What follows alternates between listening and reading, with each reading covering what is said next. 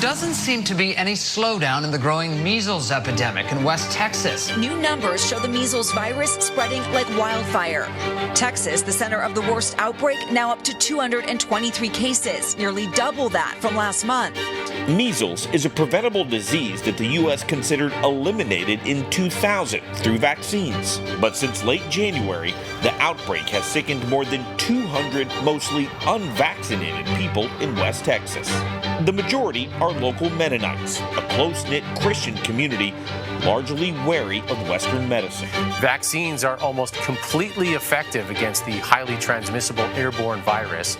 Between 25 to 40% of measles cases require hospitalization. For respiratory distress and other serious and potential fatal symptoms of measles, which can kill you and which has already killed a child. One unvaccinated school-aged child in that area died due to measles-related complications.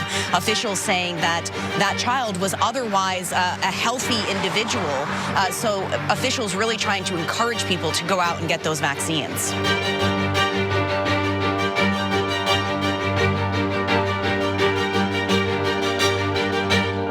Well, good morning, CHD.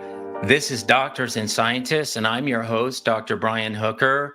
We're going to go right to the situation in Gaines County, Texas. We really wanted to find out for ourselves what was also going on down there, because the press was so badly reporting this. And we got the great honor to interview the little girl's parents, who were just the most fantastic couple. Yeah.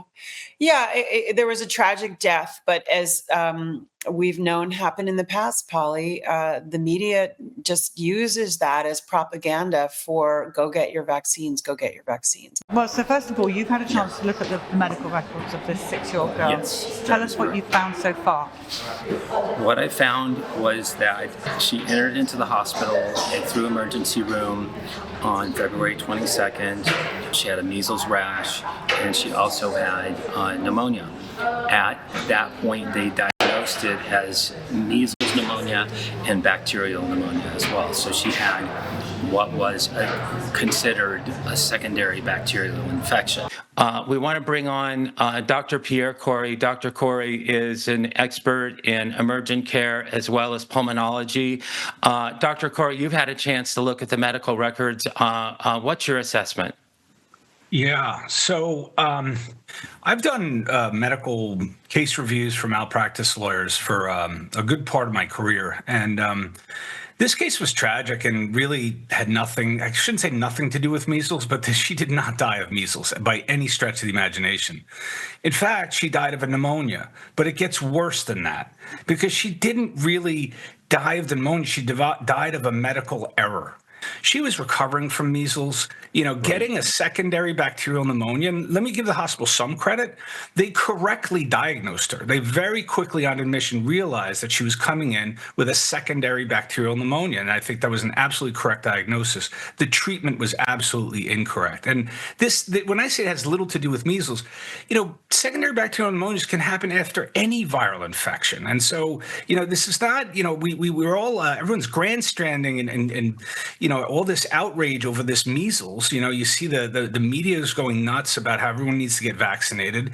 I would tell you just simple, straightforward, correct medical care. We've been treating pneumonias for decades with antibiotics, and this was just a tragic error of an insufficient and incorrect antibiotic regimen on admission.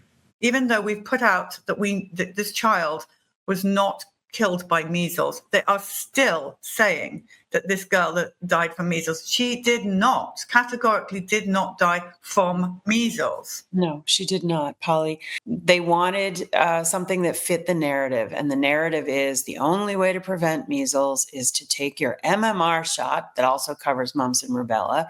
And there is, it's a deadly disease. If you don't take the shot, you will die.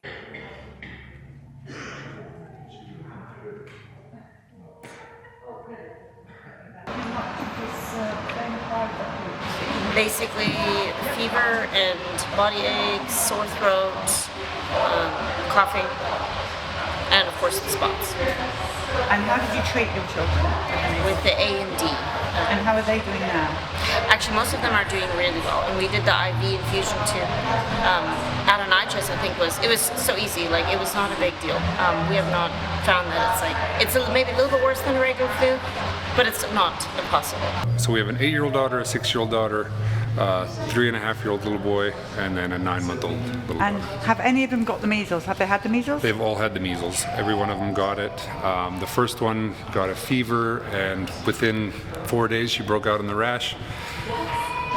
Within a week from when it started to when she was clear, she was back to her normal self, running around, playing. How do you treat the measles?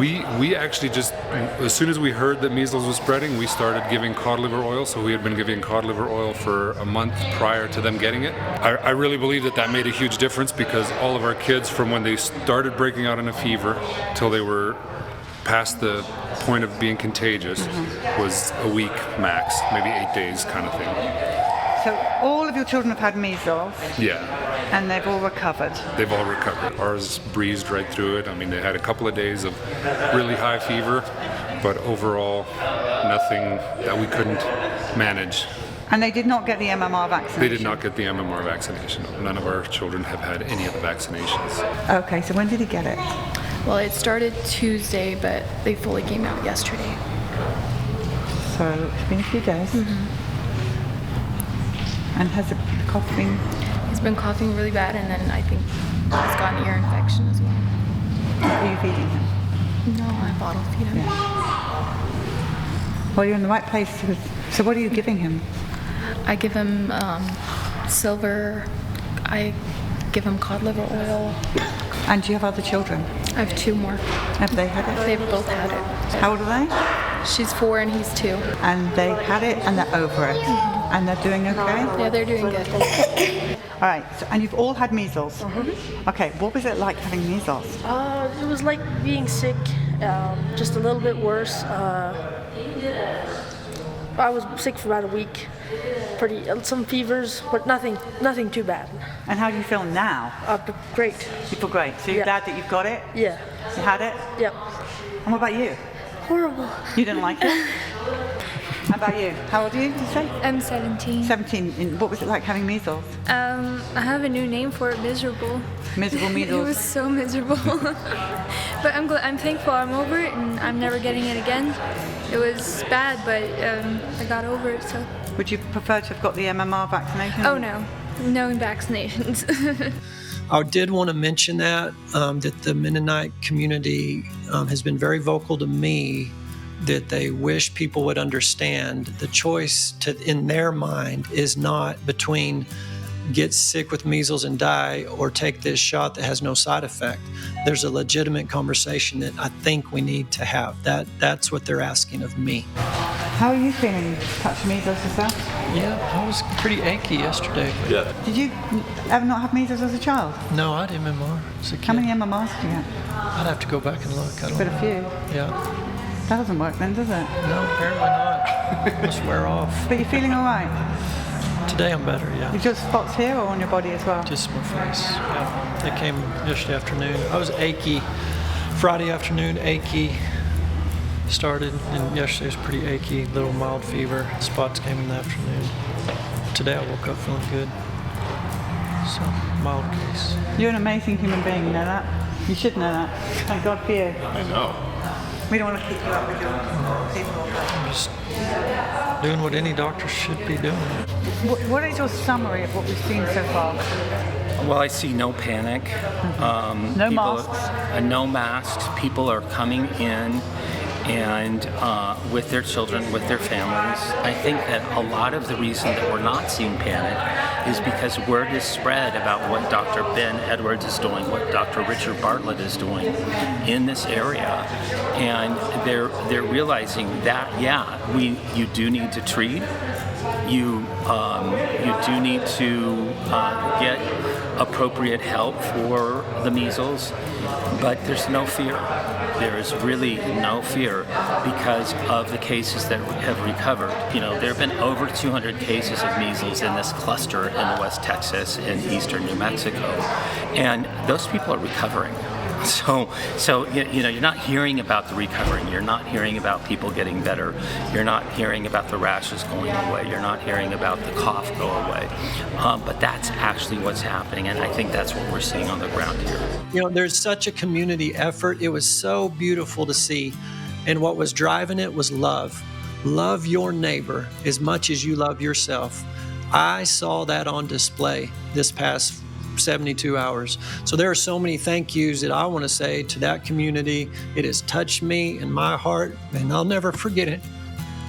I'm so grateful to you and to Brian Hooker and to Brian Burrows braving dust storms to get to West Texas to interview these parents, to meet Dr. Ben Edwards, who is treating other children, and really see on the ground what's happening. And it's very, very, very different from the mainstream narrative in every way.